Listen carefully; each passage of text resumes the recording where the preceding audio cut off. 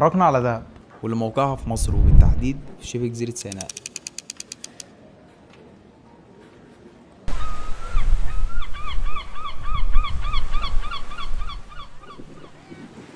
دهب هي سحر، هي سحر من ناحية اللي هي على أي لون أنت هتعيشه.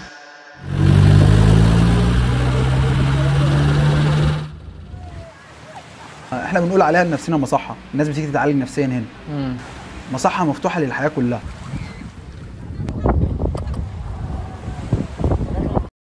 ازيكم عاملين ايه؟ في الفيديو ده هتشوف رحلتي مع اصحابي من القاهره لدهب وتفاصيل الرحله كامله من اول ما اتحركنا بجو باص لغايه لما عملنا تشيك ان في الفندق.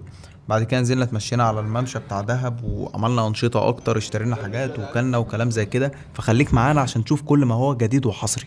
سوي لايك وسبسكرايب.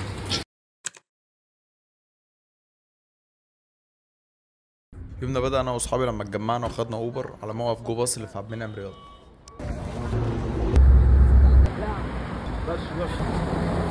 اول مره 18/7/2025 اول مره دهب لاخواتنا. الصراحه اخواتي دي تالت مره يعني رحتها في 3 فصول غير بعض. في النفق الساعة كام؟ الساعه 7:30. بقالك قد ايه على طريق دهب؟ متحركين الساعة 6. ساعتين متحركين الساعه 6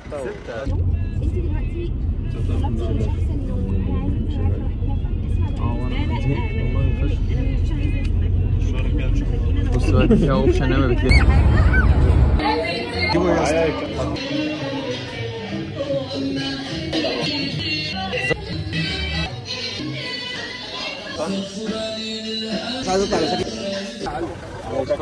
بعد كده رجعنا تاني للطريق.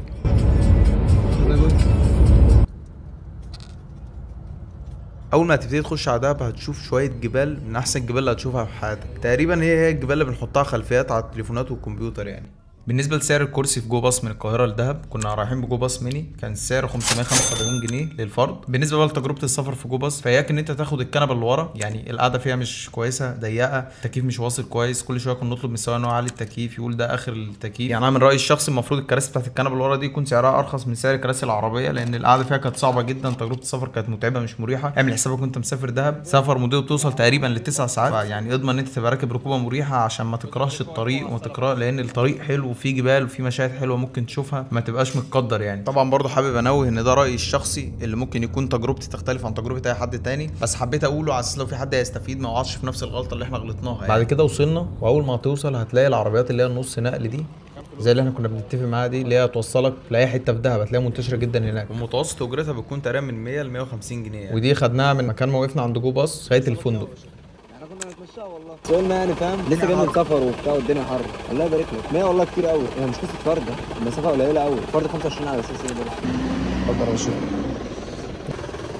باشا. وصلنا الفندق، والفندق كان اسمه سكاي دهب هوتل، كنا حاجزينه عن طريق booking.com تمام. وده كلفنا، لا مؤاخذه حبيب قلبي على المقاطعه، بس زي ما انت شايف الواحد بيسافر والدنيا حر ومكلف وبيصور وبتاع، فانزل اعمل اشتراك حلو كده عشان تشوف محتوى اكتر بالشكل ده. والله العظيم ما بشحت، ساعدوني يا اهل الخير.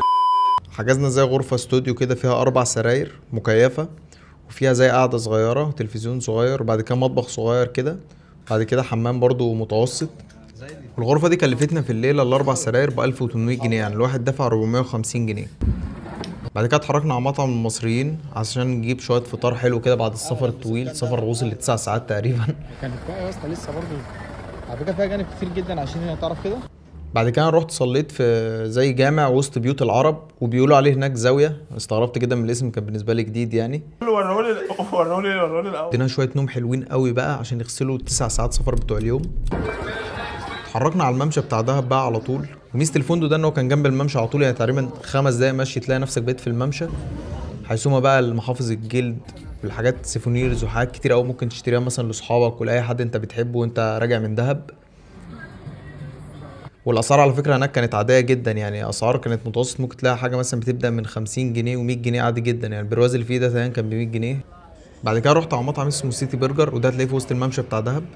وانا جربت من هناك البيتزا تشيكن رانش حجم الكبير، كان ثمنها 250 جنيه، وصاحبي جاب بيكن تشيز برجر وده كان ثمنه 180 جنيه. بالنسبه للبيتزا كانت حلوه جدا وطعم كل حاجه كان واضح. ولو هقول بس ملحوظه صغيره ان العجينه كانت محتاجه ترفع سيك، وبالنسبه للبرجر كان مخدوم كويس جدا وما فيهوش اي مشاكل.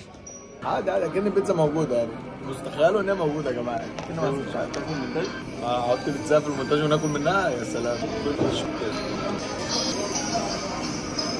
حلو هذا رز البرجر ولا؟ حلو هذا رز علي؟ هو ايه دوق. والله يا اسطى حلو المطعم ده فشخ. بس انا دايما بحس حياتي الفواكه السياحيه دي المكان بقى شكله حلو بس تلاقي الاكل فاهم تعبان فشخ.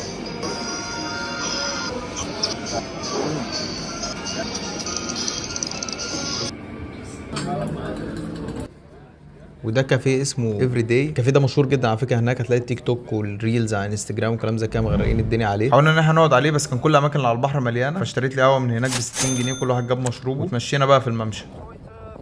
هنا اهو دهب في سينا. عايزين ننسى ان دي فلسطين. دي قاعده بالدنيا دي يا جدعان والله العظيم مش باينه بس هي المايه تحت الشبك ده. احنا عالم بالعالم امتى؟ دهب رقم 1 شبه جزيره سيئة. بعد كده اجرنا السكوتر الرايق قوي ده اللي هو بيشتغل بالكهرباء، خدنا الساعه ب 200 جنيه، خدنا سكوترين كل واحد نص ساعه، دفعنا 200 جنيه في الاثنين بقى. انت لك على الشمال. عايز اشتري واحد يا اسطى سوي لايك وسبسكرايب.